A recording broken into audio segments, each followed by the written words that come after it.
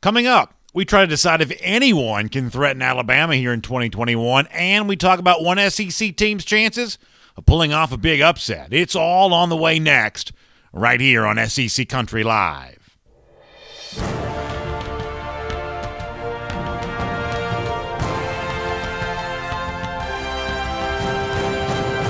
Hello, everybody. Welcome into SEC Country Live. I am Brandon Adams. Happy to have you with us for what's become our home here, Wednesdays, 3 p.m. on the SEC Country Facebook page, the SEC Country Live YouTube page, and I think today is going to be an especially fun show. One of the things we've heard from you a little bit here over the course of the last couple of weeks is you want that time for that comment interaction. I like reading your comments. You like sharing your thoughts on the SEC, whether you're weighing in on Facebook or YouTube. And so we're going to give you more time to do that on today's show. We're actually going to forego having on a telephone guest beyond our buddy Barry Barger, who will obviously join us from BetUS, but no additional guest today because I want to make a little bit more room for you to share your comments on week one of the college football season. I'm curious to hear your thoughts about where things go from here. In fact, over the course of our program, we'll give you a chance to do just that. But before any of that, though, I do want to start with what I think is the big story of the day around the SEC. We call it Above the Fold here, and it's a chance to examine what looks to be on the horizon for the league's defending champion, the national champion in college football, Alabama. And you have to begin this discussion by giving incredibly full credit to Alabama for a dominant win week one against Miami. We said this in last week's show, that it is probably the biggest sure thing in all of college football, or maybe in some respects even in all of sports. Alabama playing a week one non-conference Power 5 level opponent on a neutral site. In the previous 8 matchups before this year, Alabama had won all of them by an average of 27 points. They were up 27-0 in the blink of an eye against Miami. What were they up, like 41-3 at some point in time in the third quarter? And they coast after that. Frankly, Alabama rebooting with a new starting quarterback, a new offensive coordinator, replacing a Heisman Trophy winner in Devontae Smith, a guy in Najee Harris who was a Heisman contender at the running back spot, replacing everything that Alabama did and bouncing back as easily as it did in week one against Miami. And you can make the case that Miami's an overmatched opponent, probably a little overrated coming out of the ACC, and I guess I'd probably listen to that argument. There's a very good chance that's true. But that doesn't obscure how impressive Alabama was in week one. A lot of the folks who watch this show are not Crimson Tide fans. A lot of the folks who watch the show are. But if you're watching the show and you're not a Crimson Tide fan, I think even you begrudgingly have to say, yeah, Alabama, once again, dominating someone in week one, that's pretty impressive. And after giving Alabama full credit for that, you then turn your attention to, well, what happens next? What is going to emerge now on the scene next as a real contender, a real threat to Alabama as the number 2 team in the country. Currently in the AP and coaches poll, it's Georgia who's ranked number 2 in the country right now. But there are other teams who are kind of thought to be contenders here. But in a lot of ways, it was a weird week for the would-be contenders. Georgia beat Clemson. We'll have more on that in the show coming up in a moment because it was a big win for the Dogs. But Oklahoma, whose game against Tulane got moved from New Orleans to Norman, and the Sooners did not look at home playing inside their own stadium going back to Saturday. That was a close game. Green Wave had a chance to even win it late before Oklahoma finally pulled that out. But that was not a very good performance for a team that's trying to be a national championship contender and trying to take that next step towards actually winning a playoff game for the first time and being a true championship contender. You can say similar things for Ohio State, who I think deserves credit for pulling away late at Minnesota last Thursday night, but the fact that was kind of an ugly game to begin with had called some into question, called some to call into question the credentials of Ohio State with its new quarterback C.J. Stroud and everything that's going on there. There was some concern of, wait, is this really the Ohio State team we're used to seeing, the Ohio State team that we thought we'd see at the beginning of the season? To say nothing of the criticism that has come the way of Clemson, really getting beaten up pretty good since losing to Georgia. As I said before, we'll have more on that coming up in a moment. But for now, Alabama looked so good week one.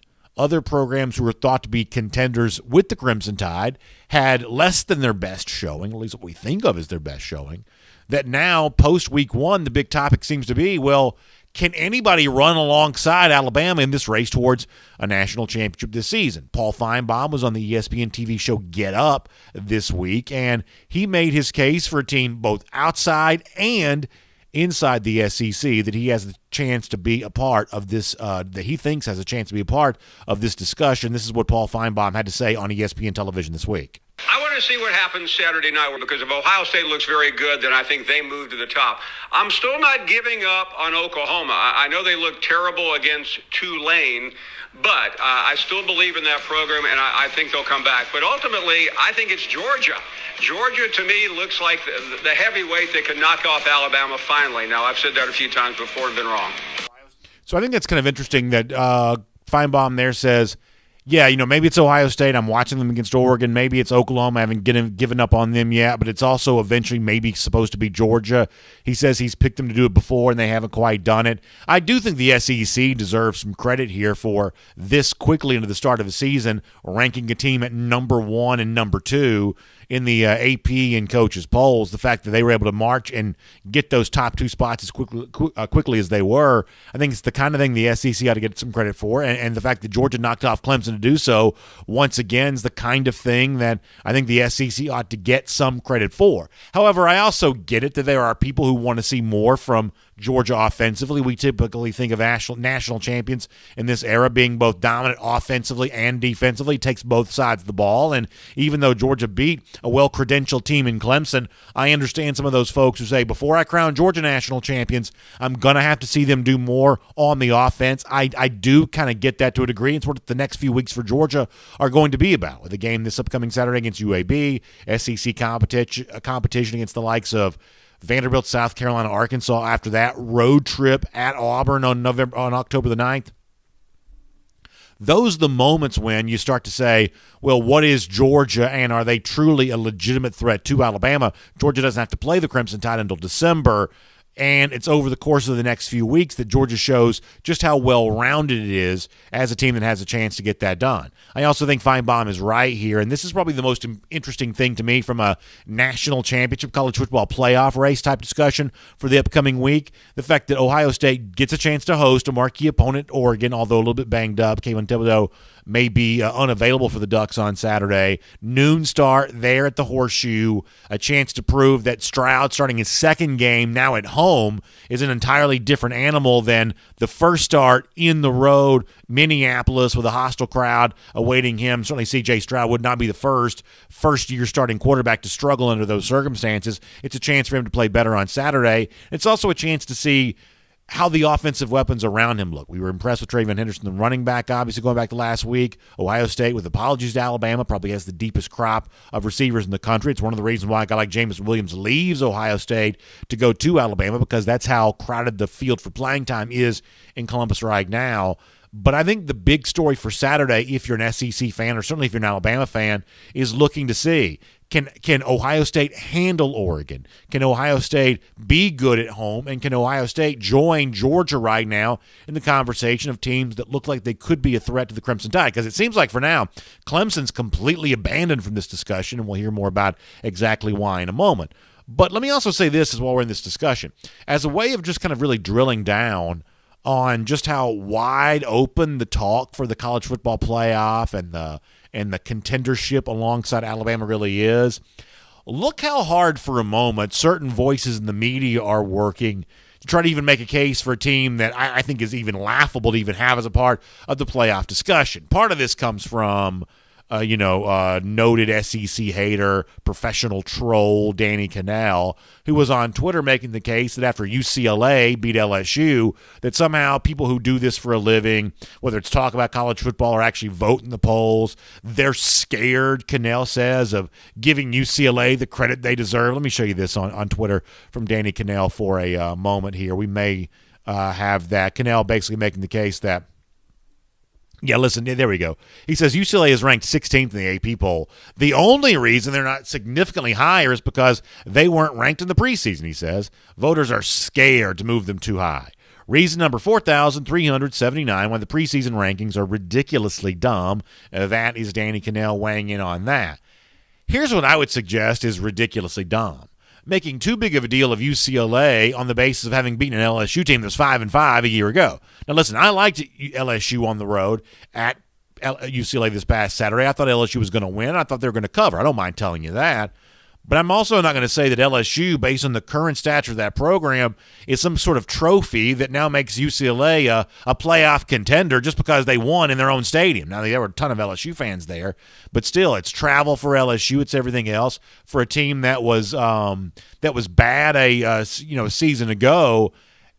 I'm sorry, I'm not quite so sure that necessarily validates UCLA quite as much as Danny Cannell thinks it's supposed to, but he wasn't the only one feeling that way. There was also Jesse Palmer, who you know is an ESPN analyst, who was on a recent podcast with Stephen A. Smith, and also Jesse Palmer was apparently pretty impressed with what he saw from UCLA, so much so that he's using the word playoff in the same sentence while talking about the Bruins. I think folks have lost their mind here after 1 week, but Jesse Palmer, in a less bombastic way, but nonetheless joining Danny Cannell, talking up UCLA as a possible playoff team. Here is Jesse Palmer. I think UCLA is for real, and I think they're a team that has a shot to win the Pac-12 and maybe get into a college football playoff. Their toughest two games, Arizona State, Oregon, that'll be at home. They do have to go to USC. So you were talking about LSU. I guess we'll find out what LSU is as the season goes on, and who knows? Maybe by the end of the year, that'll look like a really impressive non-conference win, but I certainly think Chip Kelly has the roster to run the table in conference and maybe crash the college football playoff party. So with some of the things we've seen week one, this gives you an idea of how wide open the discussion is. That prominent voice, Jesse Palmer from ESPN, Danny Cannell from whatever outlet he's working for now, they're trying to talk up UCLA as a playoff team. That's how wide open it seems after week one, and why the race to contend alongside Alabama is so uncertain right now, whether it's Georgia or an Oklahoma, or maybe seeing the reemergence of an Ohio State on Saturday based on what it does against Oregon. That's how wide open that is. The other thing that makes it more wide open is the reaction that folks are having to Clemson losing to Georgia on Saturday, and we'll move on and talk about that for a moment here, because I hear from a lot of Georgia fans each and every day. I am a Georgia fan, I don't mind telling you that, but I also hear from a lot of Georgia fans on my other show, Dog Nation Daily. That's the one that I do each and every day, hence the name, Dog Nation Daily. And one of the things a lot of Georgia fans are saying to me right now is that they're saying, BA, we don't really feel like Georgia's getting enough credit for having beaten Clemson. We hear Clemson getting ripped by the media. We hear the storyline, in other words, being Clemson losing, not so much Georgia winning. And had Clemson won, the storyline would have been Clemson won, and Clemson lost. The storyline's Clemson lost. It almost seems like Georgia was just the supporting player, just the other team in the game. And I guess to an extent that's to be expected. Clemson's been in every college football playoff since 2015. They've won multiple national championships over that span. They are more proven on the national level than Georgia probably is. But the other byproduct of this is, with the way in which the media has ripped into Clemson as of late, all of a sudden it is opening the door for more teams to be discussed in kind of a college football playoff contendership type role. And if you've missed some of this, let me give you an example from the same show that I cited a moment ago. Get Up, the TV show on ESPN each and every morning. Marcus Spears is an analyst that I like. He used to cover the SEC quite prominently. Now he's doing a bunch of other stuff. I actually miss him talking SEC on a regular basis because I thought he was very good at what he did. But in discussing, Clemson losing to Georgia, Spears takes this to a wild degree of essentially saying that the Clemson era, the one that we've been in these last few years with all these trips to the college football playoff, on the basis to losing to Georgia, the way in which it lost to Georgia, all of a sudden that Clemson era that we've been in, this Clemson moment that we've been experiencing, all of a sudden, just like that, it may be over. Listen to Marcus Spears from ESPN really ripping into Clemson on all this. I hope the window has not closed, but it's looking like it. And look, this is not just about recruiting. Dabo and that staff are still going to recruit at a high level, but there needs to be some evolution, especially with this offense. And I remember sitting there at SEC Network when Nick Saban hired Lane Kiffin. All right, that was a line of demarcation because Nick Saban decided I need to have the ability to put up 50 points a game. And that was the evolution that they made. And right now, Clemson offense looks anemic. It looks too dependent on stars as opposed to schematically being able to get some things going. When you look at that Georgia game, and we all expected Georgia defense to be really good, but when you look at what Clemson was doing, it was so predictable. And it was so Clemson for the last 5-6 years that we've seen. But In that time, you had Deshaun Watson, you had Trevor Lawrence, you had Travis Etienne, you had Higgins, you had all of these players that could overcome that. They are beyond that point now. So I think that's really interesting from Spears there, and I guess here's my response to that. Now, some of you are going to say, well, B.A., you're saying this as a Georgia homer, and you have every right to say whatever you want to say. I'm not going to try to stop you from saying anything. But think about this from whatever SEC perspective you come from, because it's not just Georgia fans on the heels of the win against Clemson who are frustrated about some of the conversation here. There are plenty of SEC fans who've had their own frustrations when it comes to Clemson, because there is a large belief amongst people within the SEC country footprint that somehow, Clemson gets credit for things it doesn't quite deserve because it has tiptoed its way through a, pillow soft ACC as a way of building the reputation of some of the names that you just mentioned before, Travis Etienne and Trevor Lawrence and Deshaun Watson. Listen, I got no beef with most of those players. They're all terrific. In the case of the two quarterbacks, Lawrence and Watson, they're all-time greats. But here's the thing, is Dabo Swinney likes to strut around and brag about his record against SEC competition, but most of those wins that Dabo has earned against the SEC have come against less than this league's best. A lot of those games against South Carolina, obviously a bottom feeder right now in the SEC East. The home and home a few years ago against Texas A&M, that's not the same version of Texas A&M we see now. An Auburn that's a little bit more than, barely more than a kind of a middling team in the SEC right now. That's a home and home win that in recent years Clemson's gotten against the SEC. We haven't seen as many of those games from Clemson. It's the very best this league has to offer. Now, in 2018, they beat up on Alabama really good, and they deserve a lot of credit for that. They won a championship game against Alabama in 2016 and were hard fought down to the wire in 2015. So they've done fine against the Crimson Tide, but they got handled easily by LSU in the 2019 national championship game, and they got handled, at least on the defensive side of the ball, handled very resoundingly by Georgia on Saturday. And so for people have all of a sudden decided, well, gosh, I guess Clemson's just not very good anymore. I guess the Clemson era is over. I guess Georgia has put an end to Clemson based on the way that it played. I think a lot of SEC people, not just Georgia fans in this particular instance, but a lot of SEC fans would say, hey, this was always going to be the fate awaiting Clemson, were they to play more top-level SEC teams, were they to play more top 10 level, playoff potential contender level SEC teams, you'd see more performances like this from Clemson. One of the reasons why you have thought of Clemson up until now as an elite, prolific offense is because they have been beating up on the tomato cans that exist within the ACC. So I don't think you have to be a Georgia fan necessarily to take some degree of umbrage with the way in which Clemson's being discussed here. Suddenly people have decided they're not very good, when what they really have been very good at the last few years is avoiding the kind of big games that you play when you play in the SEC. So do I think that Georgia should get a little bit more credit for having beaten Clemson? Given Clemson's resume in recent years, yeah, I kind of do. Do I think the spin on all of this is suddenly that Clemson as a program is broken? I think that's a little bit weird. I think that's overly hyperbolic when what is actually probably more true is that Clemson on Saturday was forced to play the kind of team that it never sees in the SEC. A team that can match its physicality on defense, a team that can match its athleticism, and while the Georgia offense did nothing, really didn't have to do much given the fact that the defense was as dominant as it was. So that's kind of the story there in the early portion of Week 1. We'll get into more of the Week 2 stuff, more stories around the SEC there in a moment. But Alabama gets a win over Miami and looking around to see if there's any potential threat on the horizon at all. Georgia gets a win against Clemson and finds itself looking around to see if anyone's going to give them any credit for doing so, knowing that we love offense right now, and Georgia didn't show much against the Crimson Tide. So that's the story in all of this. Let me take a moment to get a few of your comments there as well. Kevin Cook weighing in the comment section. Good to see him there. Let's see what else. Randy Smith says the LSU quarterback not happy about what he saw from LSU against UCLA, both at the quarterback spot and on the defense spot. He says it was garbage. I think he's quoting an Orgeron line there. So Randy Smith not happy about that. Kyle Cherninsky says, it's cute that you know history. I couldn't tell you anything about I guess he's ripping into Georgia. I think he's actually going back and forth with a Georgia fan there on that. Jeremy Pettis says somebody to stop day drinking. Boy, there's a lot of back and forth stuff here in the comment section. Shannon Burgess says to me, my dogs are looking pretty strong. I mean, obviously there's a big need for Georgia to improve offensively, and over the course of the next few weeks there's a chance to do so.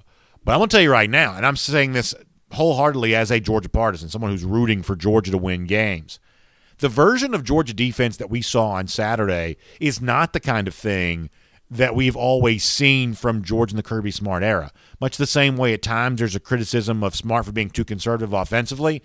I think at one point in time there was also a valid criticism of Smart and his defensive coaching staff being too conservative defensively, not turning elite athletes loose and letting them eat, letting them get after quarterbacks. But on Saturday, 7 sacks of DJ Uiagalelei. That's as many sacks as has been allowed by Clemson in the Dabo Swinney era. So I got to tell you, as someone who admittedly wants Georgia to win its games, I was pretty happy with what I saw there from that.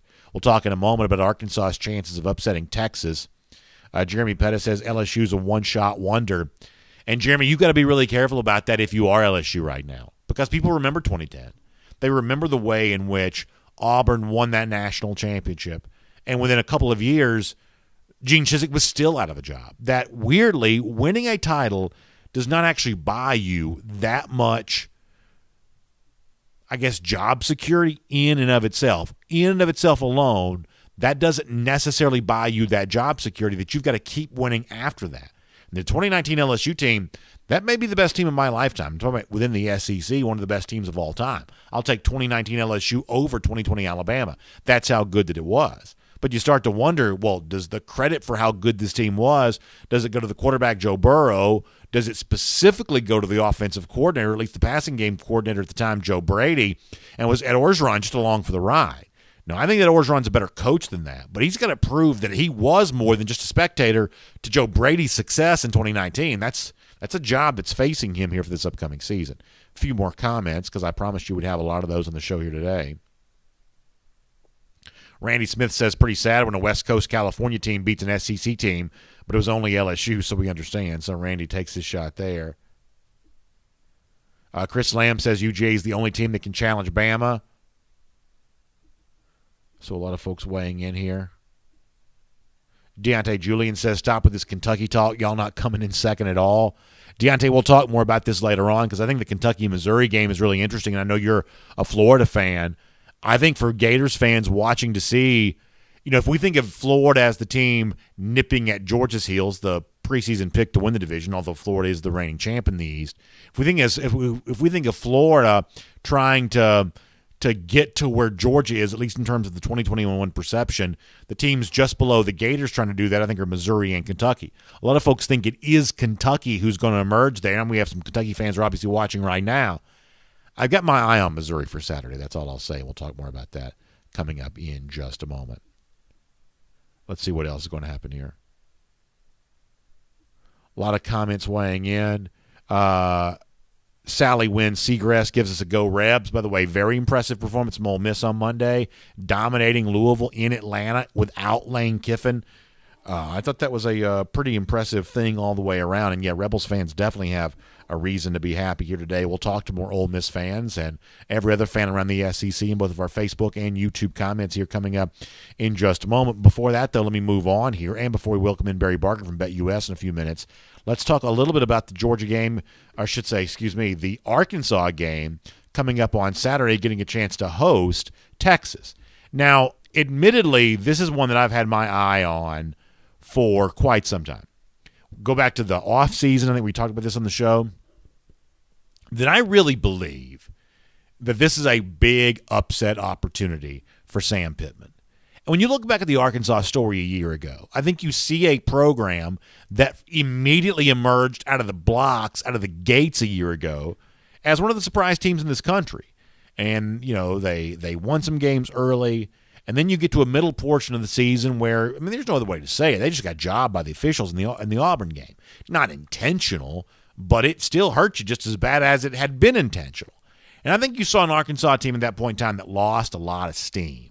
By the end of the season, they weren't playing nearly as well. They had kind of an ugly game against Missouri. Had to play without Felipe Franks that day, but it was an ugly game against Missouri. And all of a sudden, the promise at the beginning of the season, it kind of faded a little bit by the end of the season. But I think they got a real chance on Saturday. And people say, well, what about how they played against Rice? They didn't play well against Rice. There's a lot of Arkansas fans asking a bunch of tough questions right now with the quarterback KJ Jefferson, who didn't have necessarily a great performance there in that game. And here's what I'm going to tell you. As much as coaches and players talk about, the kind of the mindset of coach speak and things like that of, we're not worried about anything beyond, we're just going to be where our feet are. We're not going to worry about anything beyond just this week. You hear that said all the time, but for the most part, actually doing that is a lot more difficult than it sounds. It's easy said, not always easily done, and I truly believe that last week, while Arkansas was playing Rice, there was probably a very good chance that most of the Arkansas players just had their eyes on Texas. This is true for a number of reasons, because Texas represents currently a very big brand in college football. Eventually they're going to be in the SEC. The movement of Texas to the SEC along with Oklahoma this summer generate a lot of attention. People don't like Texas. People think of Texas as, I mean, look at the way in which Big 12 schools treated Texas as Texas was leaving the Big 12. Just taking shots left and right, mocking them for a number of things. This is a program that is thought of as thinking highly of itself and doesn't do anything to dissuade people from feeling that way. But it is definitely full of itself, despite the fact that it's really won nothing of note since 2005. So there are a lot of Arkansas fans right now because Arkansas recruits the state of Texas, geographically is close to the state of Texas. There are a lot of Arkansas fans that hate Texas, that are fired up like crazy for the chance to beat Texas. And looking ahead to Texas last week against Rice, I think there's a very strong possibility that's exactly what was going on there. Plus, not to mention for those who've been around for a while, they remember the way in which these two programs had a deep and storied rivalry going back to the old days of the Southwest Conference, which I'm only barely old enough to even remember, although I do have some memory of the Southwest Conference in my lifetime when Arkansas, back then in the Ken Hatfield era, that's how that was who the Arkansas coach was when I was kind of coming of age as a young child. But, at that point in time, Arkansas had kind of taken control of the Southwest Conference, but Arkansas and Texas had a big rivalry there in that league at that time. So all of that goes together to the backstory for this game on Saturday, in addition for Sam Pittman, who is a second-year coach who is beloved by those Arkansas folks there. This is a chance for him to get a big win for that program. I think if you're looking at big games on Saturday, ones in which we're very much excited about, very much looking forward to, I think Arkansas-Texas is a big example of that. Texas has been about a 7-point road favorite here.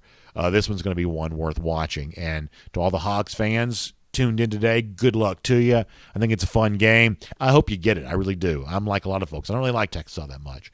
I'd love to see y'all get that one coming up on Saturday. And in our comment sections, we'll continue to talk about exactly how you get that done. We'll get also our buddy Barry Barger here for a moment from BetUS. We'll let him give some thoughts on the gambling side on all of this. AU checking on YouTube to say, I'll gladly be a Razorback and cheering them on, watching them play Texas on Saturday. Yeah, that's a fun game for sure. That is a fun game all the way around.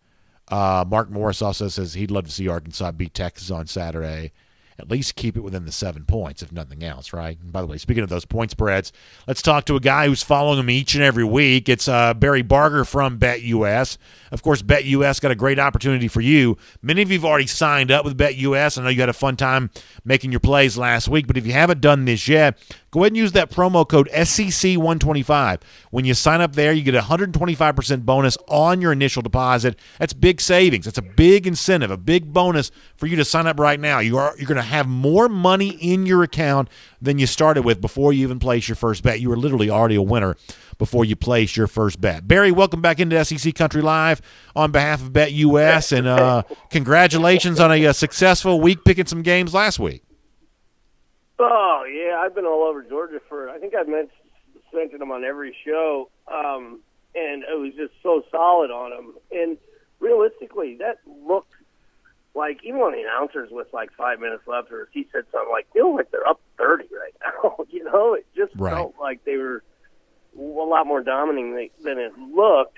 And wow, what a presence on their defensive line. Obviously, Clemson had some offensive line issues, but if I'm not mistaken, Georgia was the top rushing D in the nation last year, right? Yeah.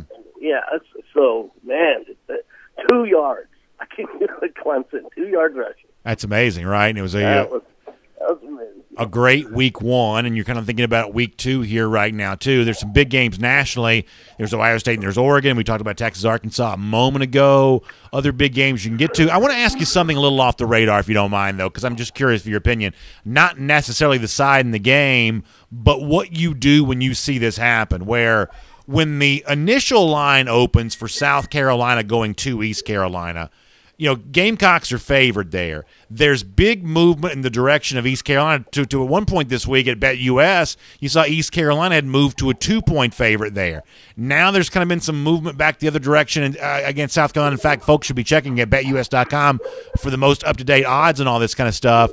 But when you see steam move one way, kind of move aggressively back the other way, as someone who follows the betting market, as someone who's placing your own bets there at BetUS, what do you do about that? How do you try to chase that down when there's big bets seemingly coming in, action kind of moving on both sides? What's a better response to that? Right.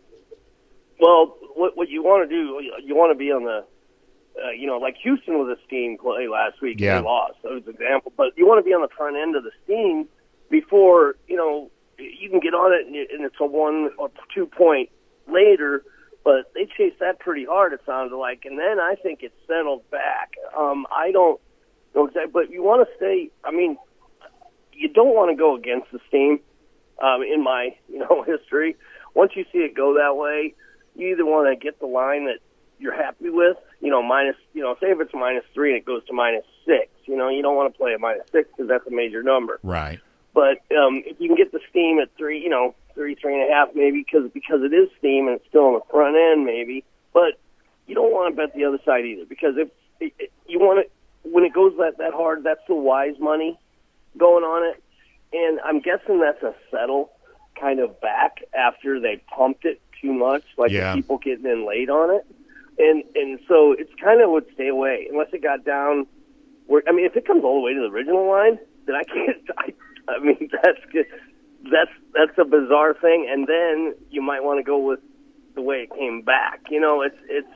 That's something where if you're confused, you might want to pick another game because when you know that the smart money's on it, go with them. For the most part, you're going to get on the right side. I think that's a really good point. By the way, it's Barry Barker from BetUS. Don't forget, go to BetUS.com. This is America's most beloved sports book. Been doing this for 25 years, more than 25 years. You can't last that long in this industry if you're not taking good care of your players. And they'll do that for you. When you go to BetUS.com, use the promo code SEC125, get 125% bonus on your initial deposit right there. BetUS is going to take good care of you. Going to give you a big incentive for signing up, and then you're on your way to playing games after that.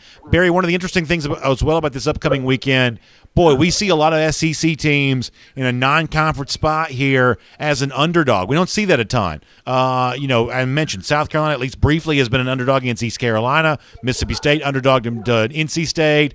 You're talking about Tennessee as an underdog hosting Pitt. These are spots in which we're used to seeing SEC teams be favored. But there's a good number of SEC teams playing as underdogs in non-conference play here in Week 2, which we're not necessarily used to. Oh, and there'll be a reason why. If I would go on either the plus money or if you want to take the chance and bet some money lines, I'd be on the SEC side on all those.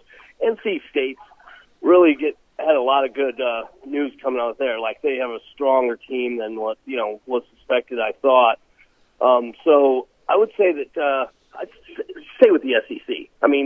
Time has proven that, and this is just a rare occurrence, and when we're talking next week, we'll be talking about why, because probably 75% of them won, or 2 out of 3 or 3 out of 4 or whatever.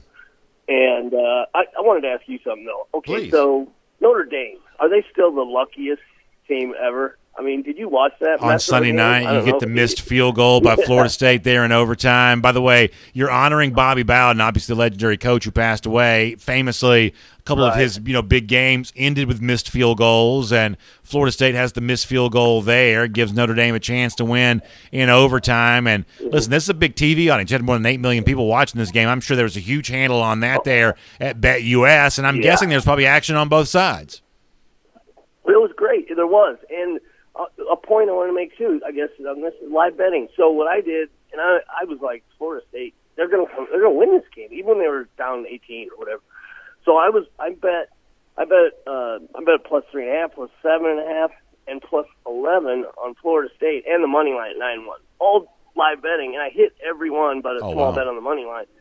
And so because I was watching the game, like we've talked about, where you can watch the flow, and then you get a feel. It's like, wow, this shouldn't be this score. It should be closer or it should be the other way. So I took advantage of that. So live betting, that's a way to get, what a great weekend to start, though, too, right, Brandon? I mean, sure. Some of these huge games first week, it was week one. Fantastic.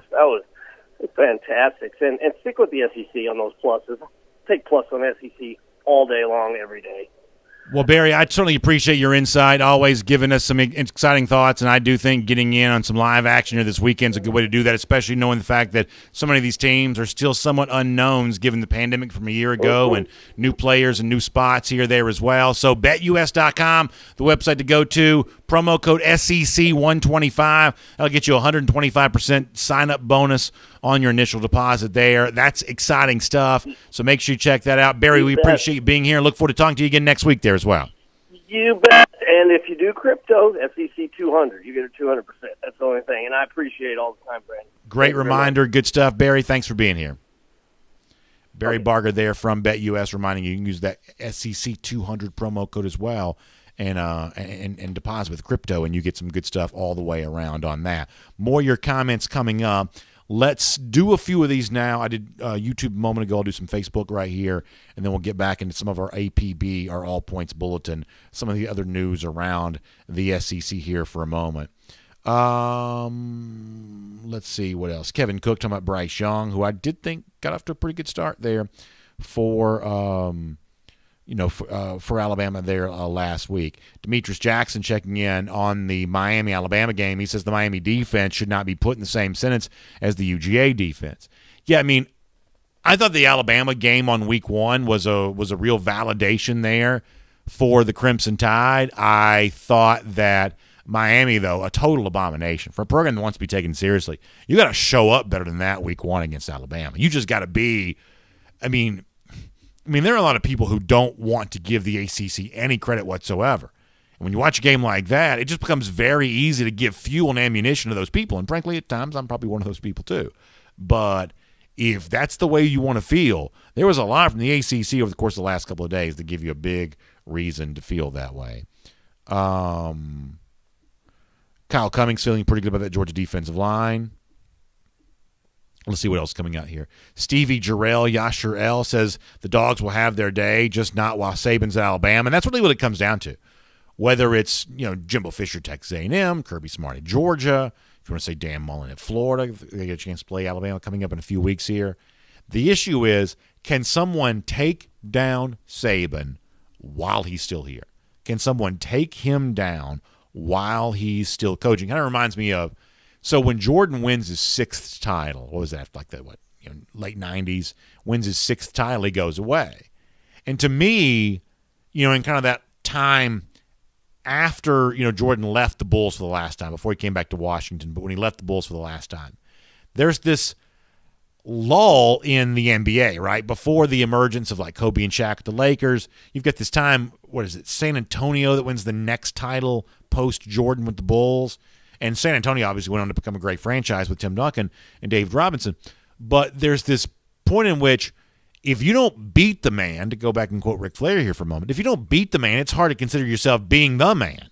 That there's a validation that occurs when you take down the old champ. If all you do is inherit the old champ's belt or the old champ's trophy, then there is a degree to which that feels a little more hollow than what happens when you actually beat the current big dog, the current bull of the woods. When you actually beat that guy on the field or on the court or whatever sport you're talking about, there's just a sense of validation there. So Jordan wins his sixth title and walks off, and I think the NBA really was hurt in the immediate aftermath of the post-Jordan era. Now, when Kobe and Shaq got together, that kind of regenerated a kind of a new dynasty-type team, and I think the NBA regained some cachet. But I do think if you're an SEC fan, now if you're Alabama, obviously you don't want this to that's not a concern for you, but if you're an SEC fan, beyond the fact that you want to see your team be the one that beats Saban, there is something to be said of you don't want the SEC to be just the teams that were left over that couldn't get it done against Saban. You don't want that to be the case. You want there to be established stars in place because they beat Saban while he was still here. What was it that Jimbo Fisher said on the Rubber Chicken Circuit this summer? We're going to beat him while he's still there, something along those lines. You understand why Fisher said that, because No one's turning down an SEC championship, and no one's turning down a trip to the college football playoff or a national championship, but also no one can deny, if we're being honest, no one can deny a championship won going through Nick Saban is a lot more valuable than whatever that championship would be in the post-Nick Saban era. So will someone beat Bama? I'm talking about really take him down while Saban's still coaching? Remains to be seen, but the team that does that is just more valuable. Let's see what else. Demetrius Jackson talking back and forth with somebody about bragging about quarterbacks. Donald Lewis says Bama will face obstacles trying to keep the shootout alive versus Ole Miss and trouble giving Bryce Young time to make plays. So let me address Ole Miss for a moment, because I have to admit that, and if you've heard me on the show this summer leading into the start of the season, I had my real questions about Ole Miss. I don't believe they're going to play enough defense, and I don't believe that they're going to be – I know they played Alabama close a year ago. To me, that's a little bit more of a flash-in-the-pan type thing than the kind of thing that has permanent staying power over the course of a full season. Now, on the basis of what happened on Monday against Louisville, you have to say that's wrong. On the basis of what happened against Louisville, Ole Miss, even without Lane Kiffin, looked like a pretty physically tough football team. Played much better defense, something I would have expected them to. You saw some hard runs there as well. Now, we know Jerry Nealing's a good running back, but we saw them doing some very capable things at the running back spot. So there's a lot of credit you have to give to Ole Miss. Now, I'm going to say this for a moment. I'm going to be slow to change my mind on this, though. I'm going to be slow to say that suddenly this proves that Ole Miss is a real contender in the SEC West. My assumption is this is one of the teams that finishes more so in the bottom four than the top three of the SEC West. But you have to at least let your mind wander about this. If the Ole Miss we saw on Monday, winning easily in a neutral site game against Louisville, if that's the version that's about to play in SEC play, then all of a sudden a very tough SEC West now seems even tougher. And if you're a team like, say, Mississippi State or maybe Arkansas, first-year coach Brian Harsin at Auburn, all of a sudden you're left to say, where are my wins coming from? Because what's the line in the movie Rounders, that if you can't spot the sucker at the table in the first 30 minutes, you're the sucker? If you can't spot the easy win in the SEC West, if you can't look at the schedule and say, this is the SEC West team that's an easy win, if you can't find that quickly, then you may be the easy win for somebody. So just be really, really careful about that. As I said before, I'm going to be slow to change my mind about Ole Miss. I'm not going to crown them on the basis of what they did against Louisville alone. But admittedly, I was on Louisville plus the points last week. And Ole Miss made me look pretty dumb on the basis of that game. So we'll see how that kind of transitions for the rest of the season there too. Jay Shipes ripping into both LSU and Texas A&M in our YouTube comment section right now. Let's see what else is coming through. He also says they were Ole Miss without its head coach and play caller. Yeah, man, that's a pretty big deal. Mark Morris says Bama's risk if their quarterback gets injured running around against SEC defenses. And I do think they want to be careful about that. But when you got Evan Neal protecting the blind side, all of a sudden that may not be quite such an issue anymore. Shadow says he enjoys my wrestling references. Not everybody does, but listen, you got to be yourself, right? I mean, I'm not one of these guys that eats a candy bar with a knife and fork and spends my life going to like opera houses and things like that. I grew up watching wrestling on WTBS on Saturday nights at 6:05. So I can't pretend to be something that I'm not. I'm not quite as cultured and classy as some of y'all are. I just have to be. I have to be what I am. Mark Morris says the second and third best ACC teams right now are UNC and Miami. He says, give me a break. Pillow soft, as I like to say. I think that may be the case. Let's watch NC State Saturday against Mississippi State. I'll be willing to give the league a little credit, the ACC, depending on how NC State plays. I don't think Mississippi State's very good, but that'd at least be something. But, man, you saw some ACC teams that are supposed to have some cachet really fall flat on their face this week. Tennille Calvino weighing in to say, I've actually watched his antics on and off for years, just never been in the chat section. I don't know who she's talking about. Either way, I'm glad you're in this chat section today.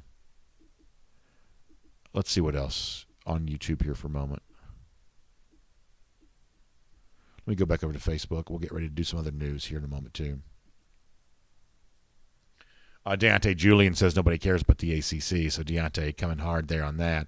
Elizabeth Greer Weekly says, keep watching Texas A&M. Bama plays at Kyle Field on October 9th, expecting to be a great game. Giga Aggies. And Elizabeth, I'm excited about that game too. I think it's a real chance. And even if A&M doesn't win that game, because that's a hard game to win, even if A&M doesn't win that game, I think Texas A&M's chances of going 11-1, of being a playoff contender, much the same way Alabama was in 2017 when it didn't win the division but had a chance to make the college football playoff. I think that A&M is going to remain a part of the college football playoff conversation deep in the month of November because I think they're on their way to putting together a really impressive record. For instance, look at this Saturday. They're on the road against Colorado. This is an A&M team that's covered 7 consecutive games as a road favorite, all 6 of those instances in the Jimbo Fisher era. So I look for A&M against a Colorado team a year ago that might have been better than you realize. I look for A&M to play well on Saturday. I look for A&M to be a real contender. Are they ready to beat Alabama? Admittedly, I have to say I would probably doubt that. But could they be 11-1 with the only loss coming to Alabama? I think there's a real chance that's true. A real chance that's true. Deontay Julian asks how much for the Gators helmet. Listen, as a Georgia fan, I'd be happy to sell you the Gators helmet. It's on this side over here. When I look in the monitors, everything's reversed. As a Georgia fan, I'd sell you that Gators helmet for about 25 cents. But given the fact that I don't want to break up my full set here of all the SEC helmets, I guess I can't sell it at all. And at some point in time, we got to figure out where we're going to get a new studio eventually, so all this is going to be a moot point. But at some point, we got to figure out where we're going to put a Texas and Oklahoma helmet, I guess, there too. Let's see what else. Rufus Roundtree says, during Bama's current 6-game winning streak over Georgia, their margin of victory has been almost 2 touchdowns. That's not the refs. That's y'all getting your faces caved in. So Rufus Roundtree swinging for the fences there on that one. Kyle Cummings, glad you're here. Yeah, I mean, listen, Alabama's had Georgia's number. It's kind of funny. It's like, Georgia beat a Clemson team that's beaten Alabama a couple of times. Georgia has dominated an Auburn team that in recent years has had some success against Alabama. It's just the success against Alabama that Georgia can't seem to find. Junior Baker says he'd pay somebody to take it. I know what you mean, Junior. That's good stuff. Let's see what else. Back up here on YouTube for one more minute, then we got some more news we got to read.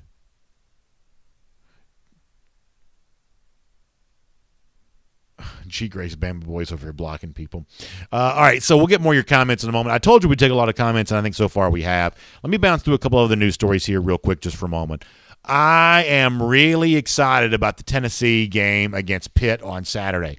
Another instance, as we talked to Barry Barker from BetUS about a moment ago, of SEC team in a non-conference spot. We're used to the league being favored in these instances, but Tennessee's about a 3.5-point underdog to Pitt on Saturday. This is an ugly Pitt team. It seems like they go 6-6 about every year, but they covered the spread in 3 of their 4 final games a year ago. They won 52-7 against UMass in week 1. Obviously, Tennessee won against Bowling Green, but Joe Milton did not play well. So now here's what you got to face. You got to face a Tennessee team trying to show it can score some points against a Power 5 opponent. That's what Josh Heupel's supposed to be known for. There's the backdrop here of the fact that both sides are honoring the legendary coach Johnny Majors on Saturday, which I think is cool. I'm kind of a geek when it comes to history and things like that. So I like the tie to Johnny Majors here. I think that's pretty fun. I'm also a big believer, and all due respect, Vols fans, so I try to be honest here. I think that Tennessee's season win total of 6, I think the under on the 6 is one of the best plays in the entire board, entire country. But if you're a big believer in under 6 for Tennessee, you got to get this loss against Pitt on Saturday. And I'm just telling you right now, on that basis alone, I'm going against the Vols because don't see this being a winning team. It's a game like this that really sends you towards that losing record. And Pitt is just kind of everything that Tennessee isn't, right? Pitt has experience as the head coach. Tennessee's coach is brand new. Pitt is heavy on defense, a little bit of offense. My guess is once we see the season progress for the Vols, it's a good bit of scoring. Tennessee may score some points this year, but, man, they are going to be lousy on defense. Against a team that matters, not Bowling Green, but a team that matters, they're going to be lousy on defense. And, from that standpoint, this just feels like a matchup that's not set up well.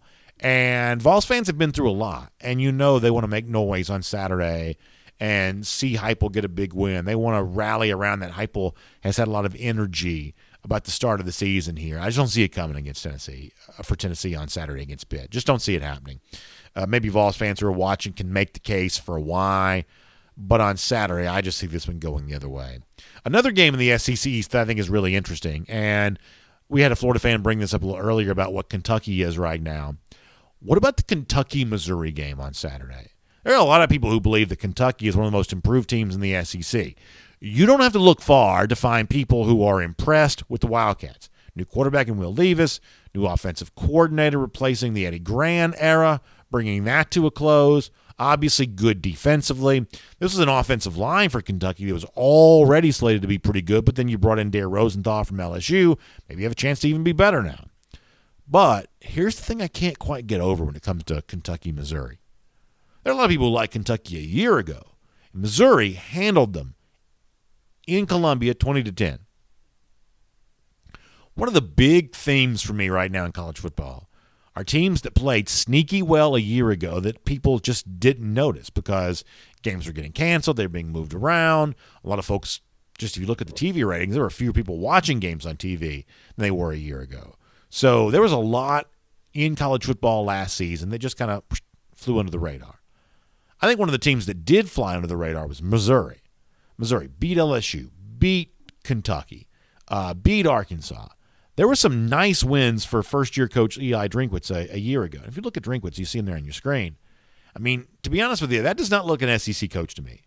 That looks like a guy that would do an SEC coach's taxes. Like, that does not look like a coach that would, be a leader of men in the SEC. He just has a little bit different look than that.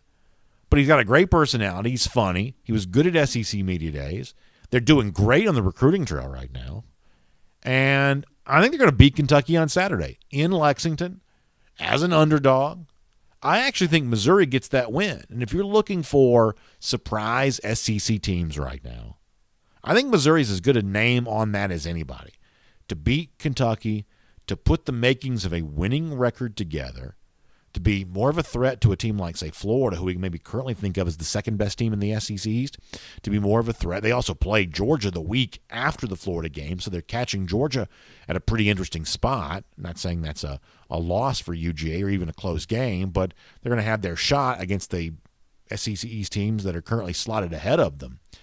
I think Missouri's a pretty interesting team, and I think we're going to see on Saturday just how interesting they are. Kentucky does a lot of things well, but I think there's too much love for Kentucky in this game with Missouri on Saturday. This one's going to be a pretty interesting game all the way around. One more thing to mention. I talked about this with Barry Barker a moment ago.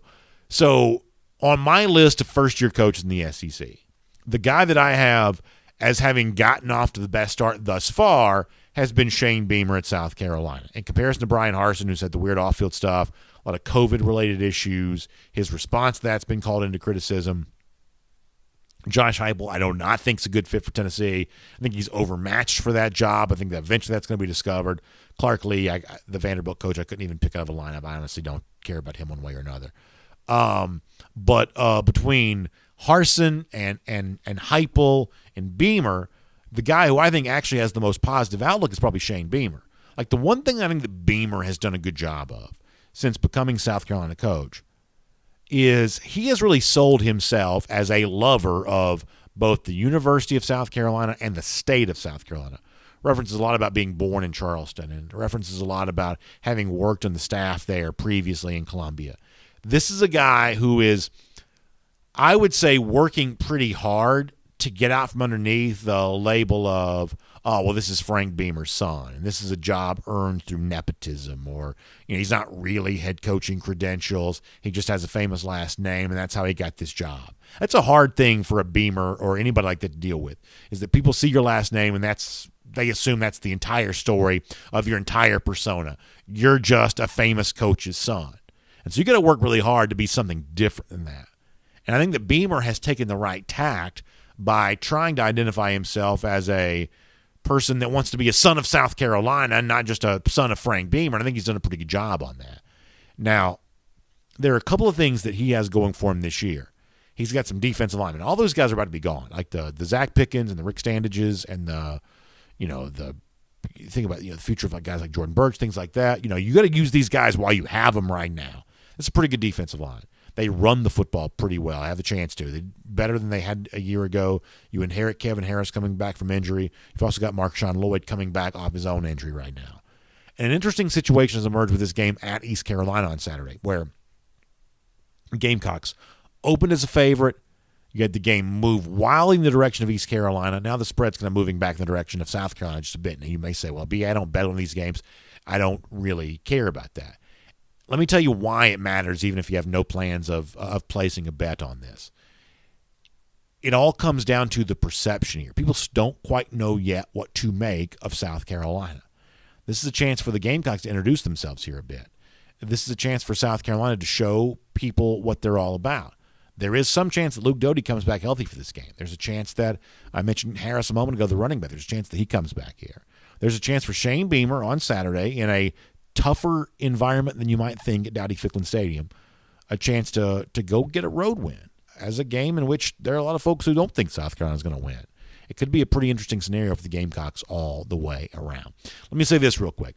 Big thanks to my friends at Merriweather and Tharp for making this portion of SEC Country Live possible. In the state of Georgia, they're your source for Georgia divorce. And if you're watching in another state, of course many of you are, you can still check them out at their website online at theatlantadivorceteam.com. And you can still hear about all of the great resources they have for people who are going through one of the most challenging things that a person can ever go through. I'm talking about the divorce process. And in an audience the size of ours, with tens upon tens of thousands of people watching on Facebook and platforms like that each and every week, in an audience this size, there are going to be a percentage of you who either have gone through this before, are about to go through this, you're in the midst of going through it right now. And obviously for those of you who find yourself in that situation, like my advice to you is make the decision to put a tireless worker on your side, someone that's going to understand the intricacies of the law, who are going to talk to you about how those, issues with law impact you specifically, relationship with children, finances, all the things related to that. Free resources available for you at the website, theatlantadivorceteam.com. Wherever you're watching right now, you can check that out, theatlantadivorceteam.com. Get a free initial consultation, and then put Merriweather and Tharp to work for you, your source for Georgia divorce. You can find them online, theatlantadivorceteam.com. Set yourself up for a happier next season of your life by how you handle the end of your current marriage. That's what Merriweather and Tharp gives you a chance to do. Find them online, theatlantadivorceteam.com. All right, here on SEC Country Live here today, we always like to close out the show on kind of a lighthearted note. We call it our SEC LOL. We have some fun with some things happening around the league. And we talked off the top of the program about the LSU loss to UCLA. A lot of LSU fans in the comment section unhappy with their team on the basis of all of that. And one of the things that got some attention last Saturday was LSU coach Ed Orgeron on his way into the Rose Bowl. UCLA fan kind of pops off at him. Orgeron kind of pops back off, and he mentions him wearing a sissy blue shirt. Apparently the shade of blue that UCLA wears is something that Ed Orgeron doesn't particularly like.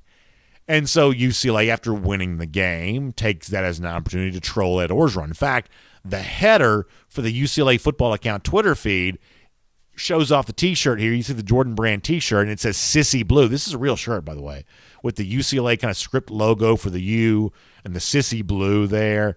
So LSU getting unmercifully trolled here by UCLA after the win this past Saturday. A lot of LSU fans not laughing about that, but the rest of the fans around the SEC having a bit of a chuckle. So that's a good way to close out our edition of SEC Country Live here today. Hope all of you have a great week. Hope you enjoyed the games here this weekend. Fantastic, compelling slate on board for week 2. Not as exciting as a week ago, but still not bad by all accounts. So enjoy the football. We'll see you back here again next Wednesday, 3 p.m. Eastern Time for SEC Country Live. We'll look forward to speaking to you then.